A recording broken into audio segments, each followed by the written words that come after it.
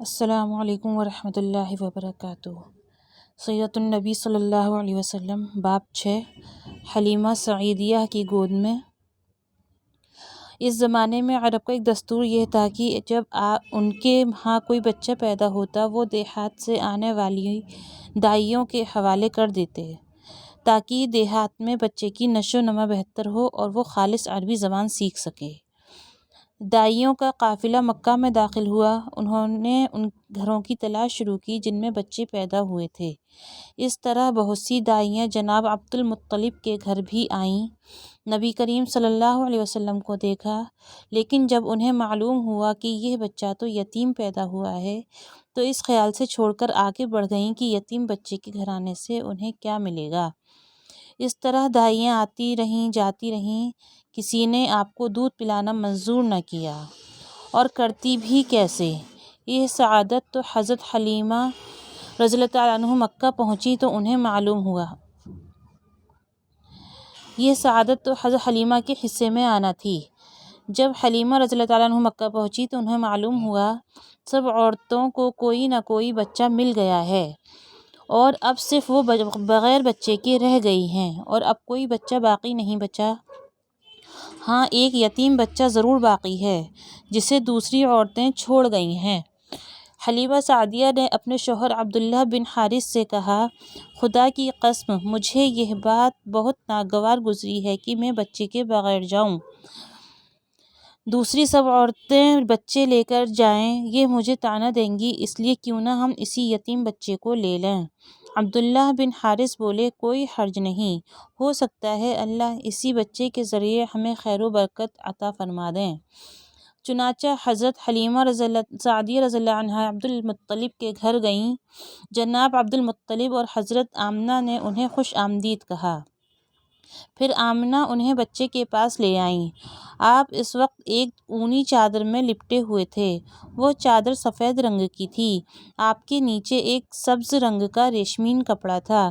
آپ سیدھے لیٹے ہوئے تھے۔ آپ کے سانس کی آواز کے ساتھ مشک کی خوشبو نکل کر پھیل رہی تھی۔ حلیمہ سعدیہ رضی اللہ عنہا آپ کے حسن و جمال کو دیکھ کر حیرت زدہ رہ گئیں۔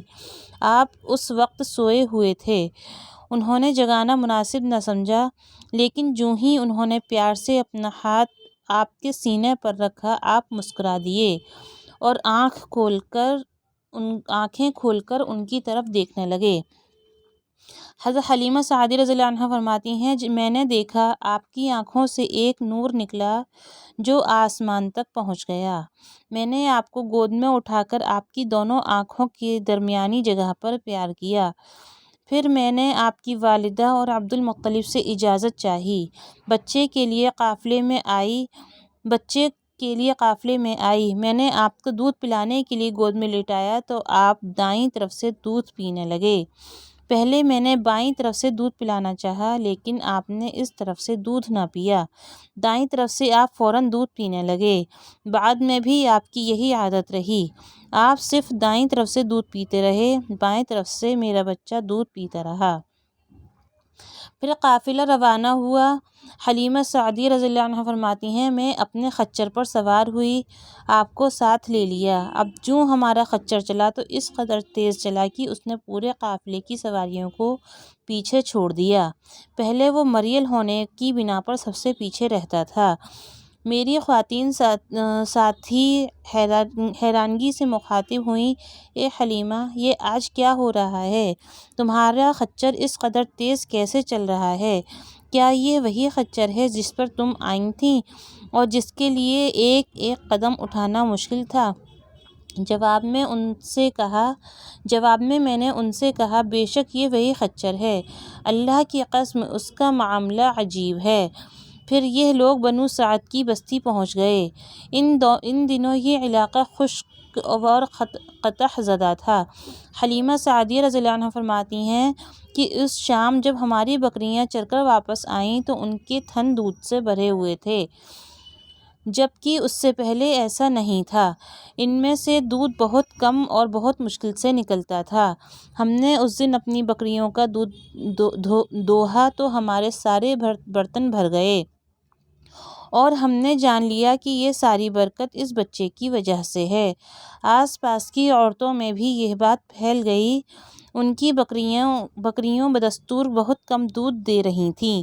غرض ہمارے گھر میں ہر طرف ہر چیز میں برکت نظر آنے لگی۔ دوسرے لوگ تعجب میں رہے۔ اس طرح 2 ماہ گزر گئے۔ 2 ماہ ہی میں آپ چلنے پھرنے لگے۔ آپ 8 ماہ کے ہوئے تو باتیں کرنے لگے اور آپ کی باتیں سمجھ میں آتی تھیں۔ 9 ماہ کی عمر میں آپ بہت صاف گفتگو کرنے لگے۔ اس دوران آپ کی بہت سی برکات دیکھنے میں آئیں۔ حلیمہ سعدیہ فرماتی ہیں، جب میں آپ کو اپنے گھر لائی تو بنو سعد کا کوئی گھرانہ ایسا نہ تھا جس سے مشک کی خوشبو نہ آتی ہو۔ اس طرح سب لوگ آپ سے محبت کرنے لگے۔ جب ہم نے آپ کا دودھ چھڑایا تو آپ کی زبان مبارک سے یہ الفاظ نکلے: اللہ اکبر کبیرہ والحمد للہ کثیرہ وسبحان اللہ بکرۃ واصیلا، یعنی اللہ تعالیٰ بہت بڑا ہے، اللہ تعالیٰ کے لیے بے حد تعریف ہے اور اس کے لیے صبح و شام پاکی ہے۔ پھر جب آپ صلی اللہ علیہ وسلم 2 سال کے ہو گئے تو ہم آپ کو لے کر آپ کی والدہ کے پاس آئے۔ اس عمر کو پہنچنے کے بعد بچوں کو ماں باپ کے حوالے کر دیا جاتا تھا۔ ادھر ہم آپ کی برکات دیکھ چکے تھے اور ہماری آرزو تھی کہ ابھی آپ کچھ اور مدت ہمارے پاس رہیں۔ چنانچہ ہم نے اس بارے میں آپ کی والدہ سے بات کی۔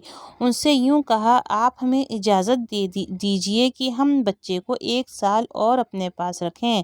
میں ڈرتی ہوں کہ کہیں اس پر مکہ کی بیماریوں اور آب و ہوا کا اثر نہ ہو۔ جب ہم نے ان سے بار بار کہا تو حضرت آمنہ مان گئیں اور ہم آپ کو پھر اپنے گھر لے آئے۔ جب آپ کچھ بڑے ہو گئے تو باہر نکل کر بچوں کو دیکھتے تھے، وہ آپ کو کھیلتے نظر آتے، آپ ان کے نزدیک نہ جاتے۔ ایک روز آپ نے مجھ سے پوچھا: امی جان کیا بات ہے، دن میں میرے بھائی بہن نظر نہیں آتے؟ آپ اپنے دور شریک بھائی عبداللہ اور بہنوں انیسہ اور شیمہ کے بارے میں پوچھ رہے تھے۔ حلیمہ رضی اللہ عنہا فرماتی ہیں، میں نے آپ کو بتایا وہ صبح سویرے بکریاں چرانے جاتے ہیں، شام کے بعد گھر آتے ہیں۔ یہ جان کر آپ نے فرمایا تب مجھے بھی ان کے ساتھ بھیج دیا کریں۔ اس کے بعد آپ اپنے بھائی بہنوں کے ساتھ جانے لگے۔ آپ خوش جاتے اور واپس آتے۔ ایسے میں ایک دن میرے بچے خوفزدہ انداز میں دوڑتے ہوئے آئے اور گھبرا کر بولے: امی جان جلدی چلیے ورنہ بھائی محمد صلی اللہ علیہ وسلم ختم ہو جائیں گے۔ یہ سن کر ہمارے تو ہوش اڑ گئے۔ دوڑ کر وہاں پہنچے، ہم نے آپ کو دیکھا، آپ کھڑے ہوئے تھے، رنگ اڑا ہوا تھا، چہرے پر زردی چھائی ہوئی تھی، اور یہ اس لیے نہیں تھا کہ آپ کو سینہ چاک کیے جانے سے کوئی تکلیف ہوئی تھی، بلکہ ان فرشتوں کو دیکھ کر آپ کی حالت ہوئی تھی۔ حلیمہ سعدیہ رضی اللہ عنہا فرماتی ہیں، ہم نے آپ سے پوچھا کیا ہوا تھا؟ آپ نے بتایا، میرے پاس 2 آدمی آئے تھے، وہ سفید کپڑے پہنے ہوئے تھے، وہ دونوں حضرت جبرائیل اور حضرت میکائیل علیہ السلام تھے۔ ان دونوں میں سے ایک نے کہا: کیا یہ وہی ہیں؟ دوسرے نے جواب دیا: ہاں یہ وہی ہیں۔ پھر وہ دونوں میرے قریب آئے اور مجھے پکڑا اور لٹا دیا۔ اس کے بعد انہوں نے میرا پیٹ چاک کیا، اس میں سے کوئی چیز تلاش کرنے لگے۔ آخر انہیں وہ چیز مل گئی اور انہوں نے اسے باہر نکال کر پھینک دیا۔ میں نہیں جانتا وہ کیا چیز تھی۔ اس چیز کے بارے میں دوسری روایت میں وضاحت ملتی ہے کہ وہ سیاہ رنگ کا ایک دانہ سا تھا۔ یہ انسان کے جسم میں شیطان کا گھر ہوتا ہے اور شیطان انسان کے بدن میں یہیں سے اثرات ڈالتا ہے۔ حلیمہ سعدیہ رضی اللہ عنہا فرماتی ہیں، پھر ہم آپ کو گھر لے آئے۔ اس وقت وہ میرے شوہر عبداللہ بن حارث نے مجھ سے کہا: حلیمہ مجھے ڈر ہے کہیں اس بچے کو کوئی نقصان نہ پہنچ جائے، اس لیے اسے اس کے گھر والوں کے پاس پہنچا دو۔ میں نے کہا ٹھیک ہے۔ پھر ہم آپ کو لے کر مکہ کی طرف روانہ ہوئے۔ جب میں مکہ کے بالائی علاقے میں پہنچی تو آپ اچانک غائب ہو گئے۔ میں حواس باختہ ہو گئی۔ تو یہ تھا آج ہمارا باب 6۔ انشاءاللہ اگلی ویڈیو میں ہم باب 7 پڑھیں گے۔ تب تک کے لیے اللہ حافظ۔